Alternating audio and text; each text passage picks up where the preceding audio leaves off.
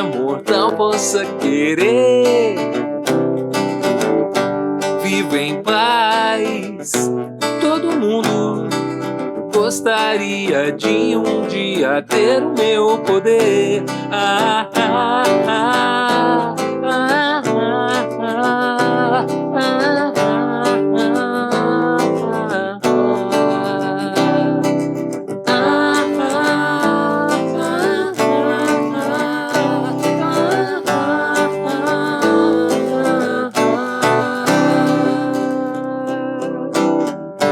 Tenho muitas casas, carros, lanchas, helicóptero. O que mais posso eu querer? Algo novo que preencha o vazio dentro do meu ser. Triste é não ter amigo e temer quem se aproxima. E quer ou não, mesmo tendo tudo, viver triste parece ser assim. Já tive que lutar pra sobreviver. Hoje minha vida é calma, mas de que vale o homem ter o mundo inteiro e perder sua alma?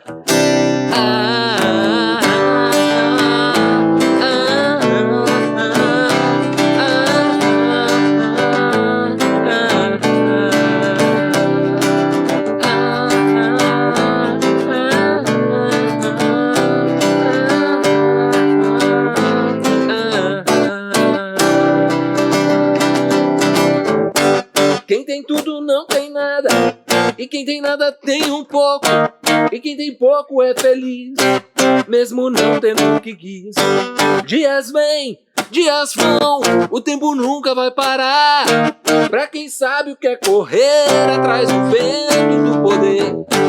Quem tem tudo não tem nada, e quem tem nada tem um pouco, e quem tem pouco é feliz, mesmo não tendo o que quis. Dias vêm, dias vão, o tempo nunca vai parar. Pra quem sabe o que é correr atrás do vento do poder.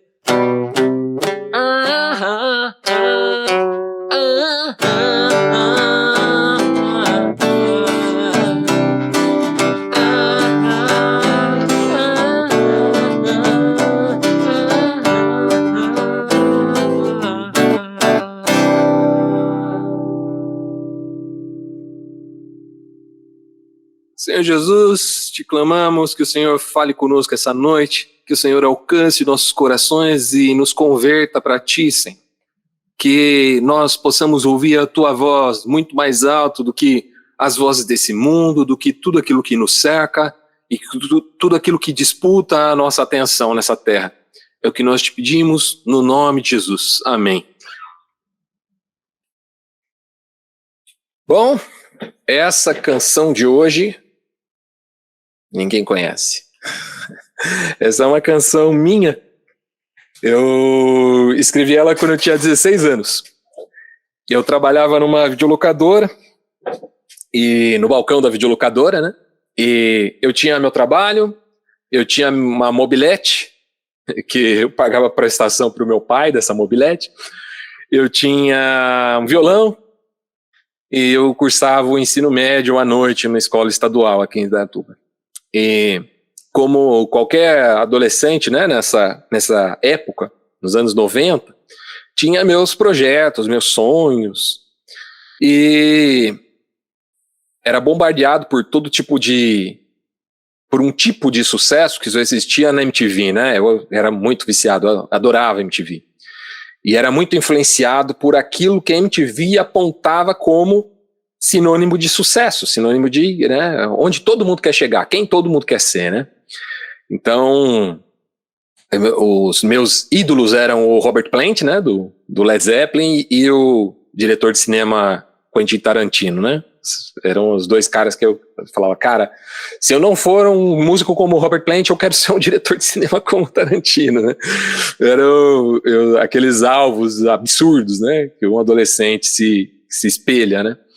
Mas a Bíblia me apresentou uma outra forma de sucesso, sabe? Um outro tipo de sucesso. E confrontou diretamente esses conceitos seculares de sucesso, apontando na direção oposta do que esses conceitos seculares de sucesso dirigiam.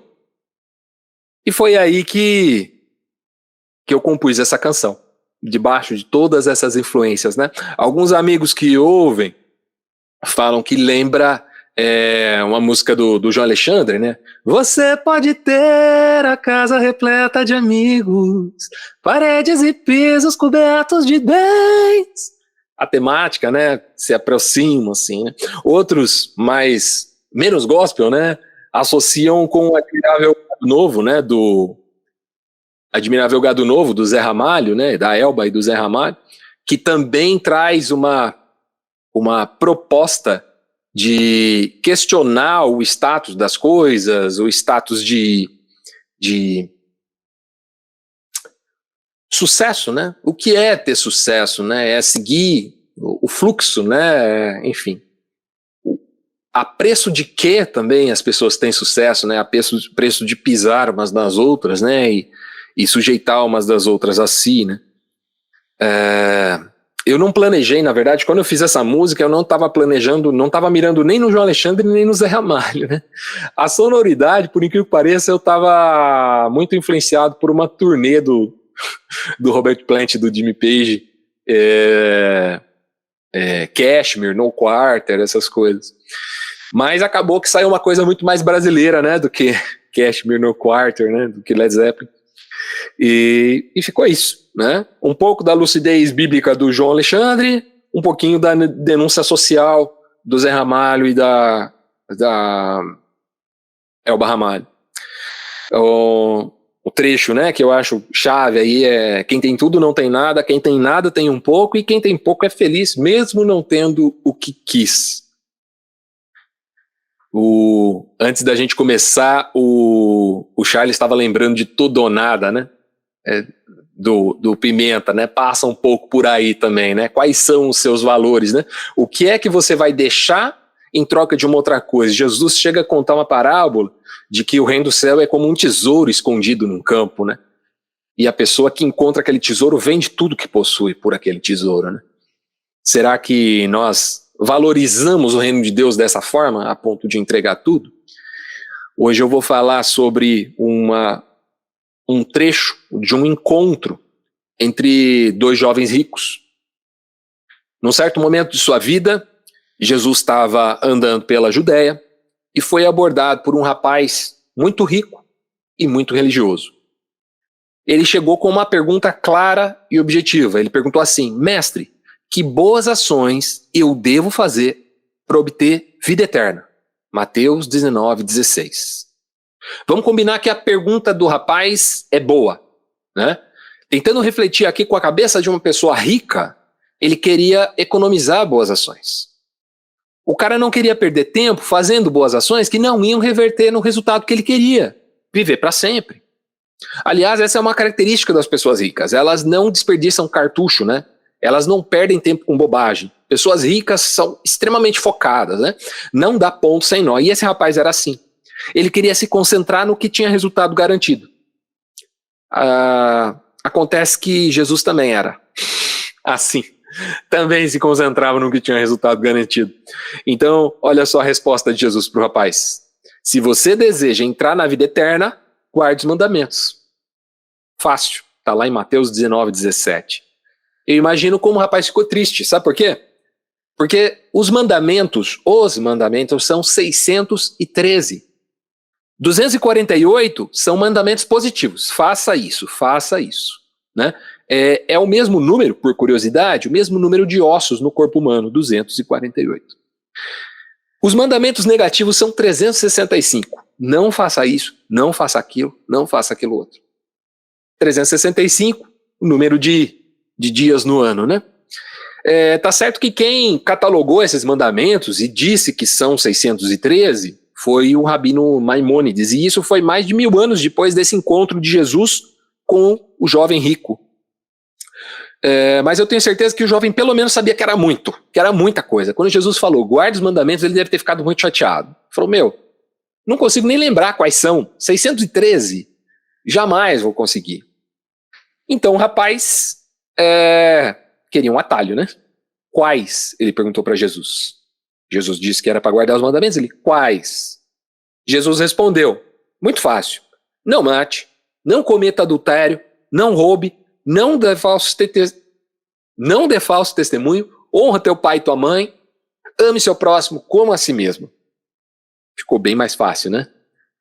O rapaz deve ter ficado satisfeito nessa hora, né? Porque vamos combinar que não são os mandamentos mais difíceis esses, né? Então o rapaz respondeu assim, esses eu já estou seguindo. O que mais? E aí foi o erro dele, né? Ele perguntou o que mais, ele deu brecha para Jesus complementar com o essencial. E aí Jesus de fato complementa com o essencial. Ele fala, se você quer ser perfeito, vá, venda todos os seus bens e dê o dinheiro aos pobres. Então você terá um tesouro no céu. Depois venha e siga-me. Isso está lá em Mateus 19, 21. O texto diz que o jovem saiu muito triste porque era muito rico. E depois tem um diálogo de Jesus com os discípulos a respeito disso. Os discípulos começam a questioná-lo.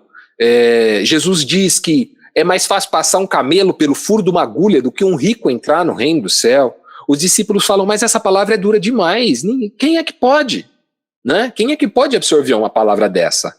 Jesus responde, para os homens é impossível, mas para Deus nada é impossível. E aí os discípulos começam a comentar que eles abandonaram tudo para segui-lo.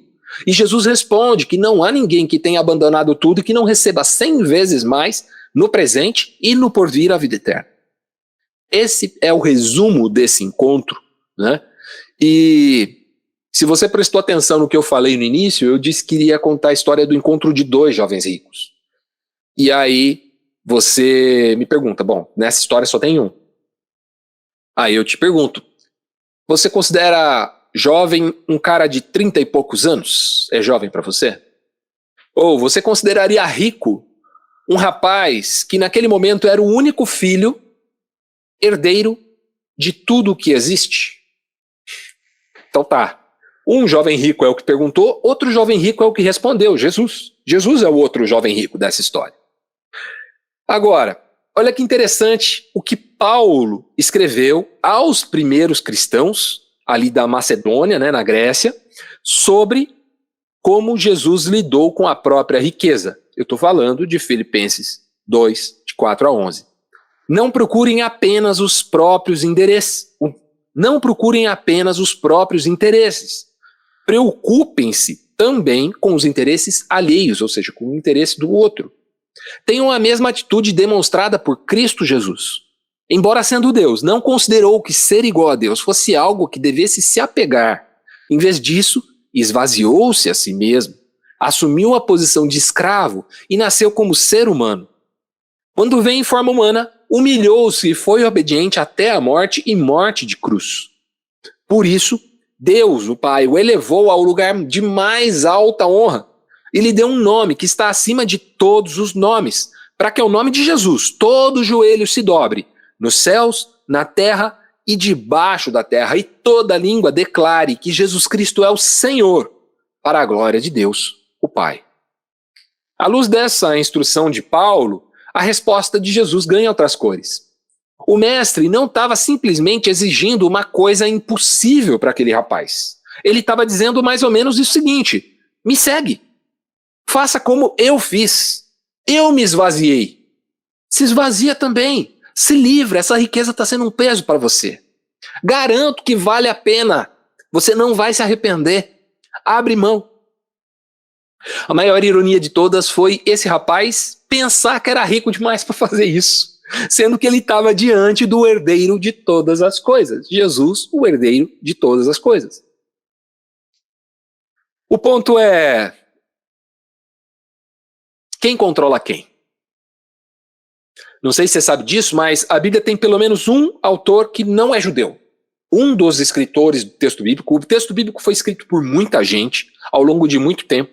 Alguns textos são anônimos, a gente não sabe quem escreveu, mas tem pelo menos um que a gente sabe que não era judeu. O nome dele é Lucas.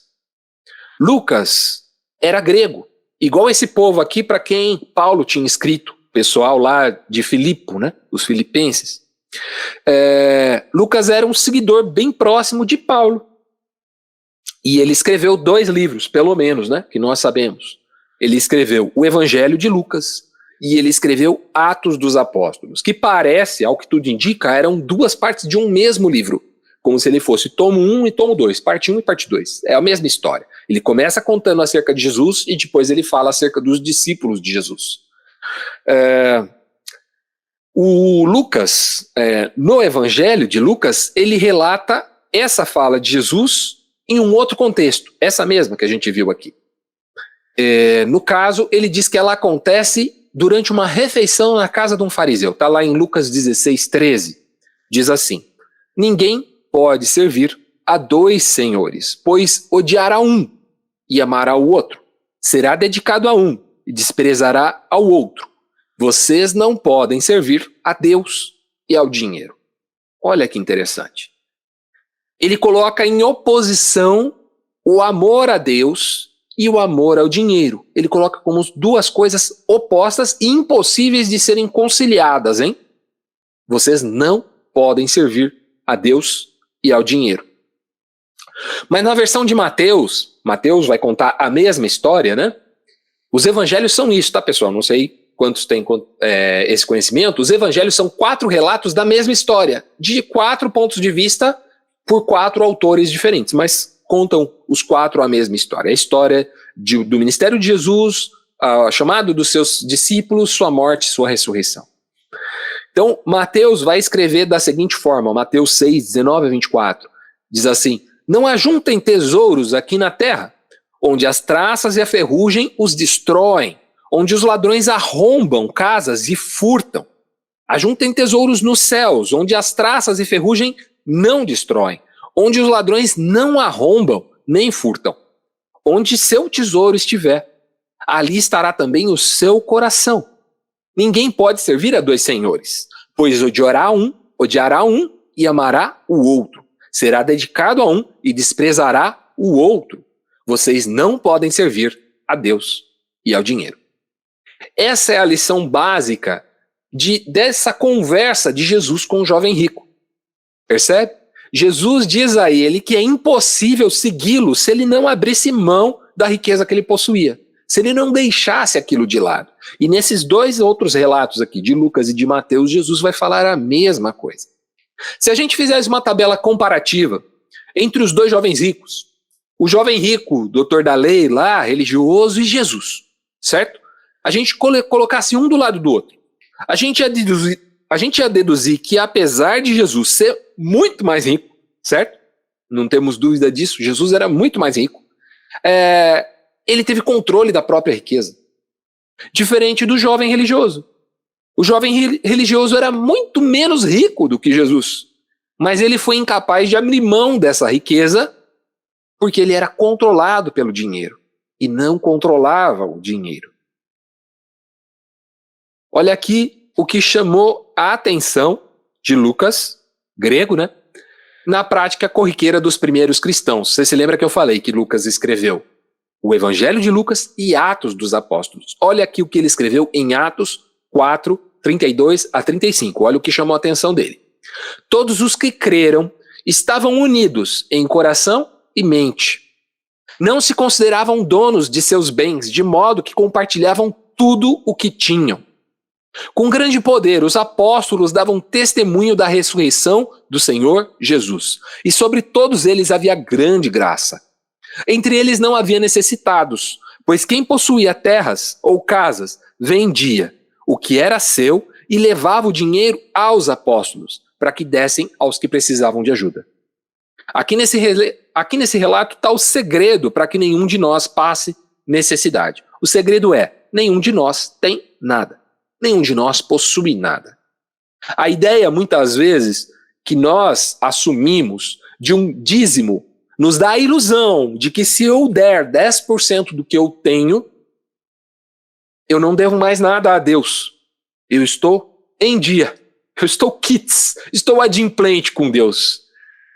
Porque eu dei 10%. Parece que Jesus está nos chamando a um compromisso um pouco mais profundo, no sentido de entendermos que nada daquilo que possuímos é nosso. Não significa que eu vou vender minha propriedade e doar meu dinheiro para a igreja. Não é sobre isso. É sobre estar pronto a renunciar em favor de um irmão que está passando necessidade. Perceba que esse é o espírito do que estava acontecendo lá em Atos e não simplesmente uma oferta generosa. Quando um casal quer dar uma oferta generosa e se gabar disso, eles caem mortos. Num outro momento a gente fala sobre essa história, mas esse casal quis se mostrar como se eles tivessem feito uma coisa grandiosa. Não era sobre fazer coisas grandiosas, era sobre assistir aqueles que passavam necessidade, de modo que não havia entre eles ninguém que passasse fome, que passasse apuro, porque ninguém considerava seu nada do que possuía. Tudo aquilo que possuímos ou tudo aquilo que temos sob nossa responsabilidade não é propriedade nossa, mas é concessão. Deus permite que a gente utilize. Sabe esse celular aí que está no seu bolso ou que você está agora usando para ver a reunião? É emprestado, não é seu. Sabe o carro? Teu carro, tua moto, tua bicicleta, não é seu também.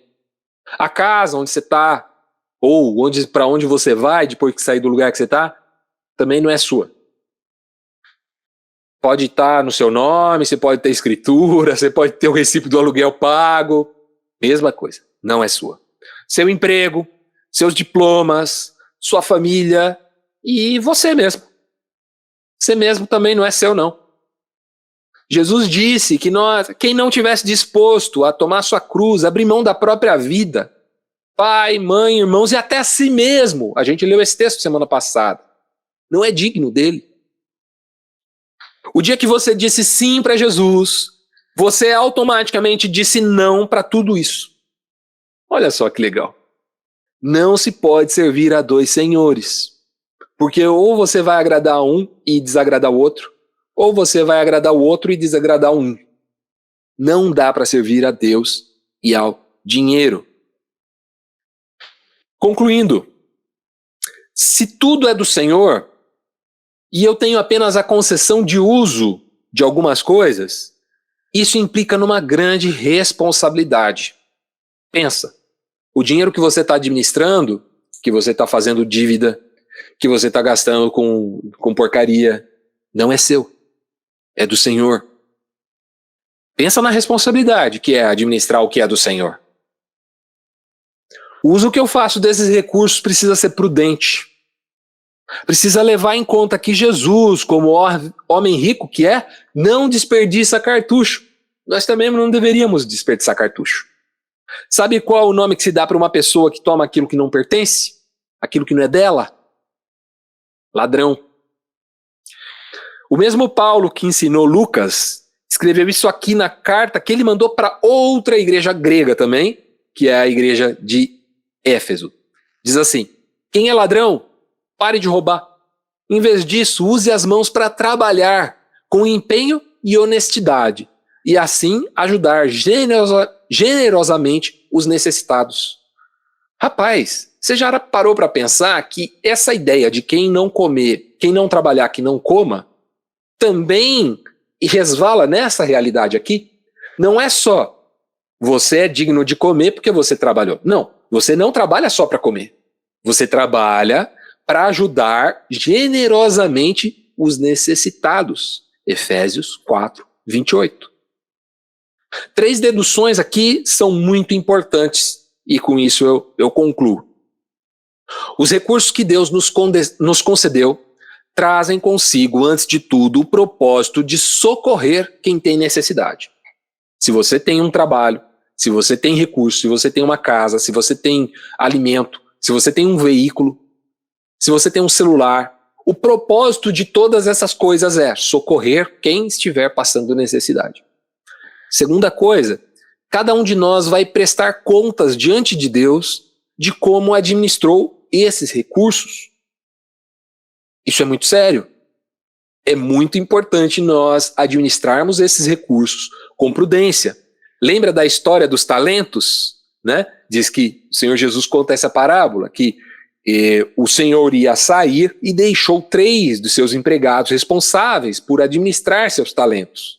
Ele deu valores diferentes para cada um deles, segundo o texto, de acordo com a capacidade de cada um. Mas o cara que recebeu 1 talento só, ele enterrou esse 1 talento. Ele não usou esse 1 talento. Ele foi punido por isso. Então, é muito sério aquilo que nós fazemos com os recursos que Deus nos deu.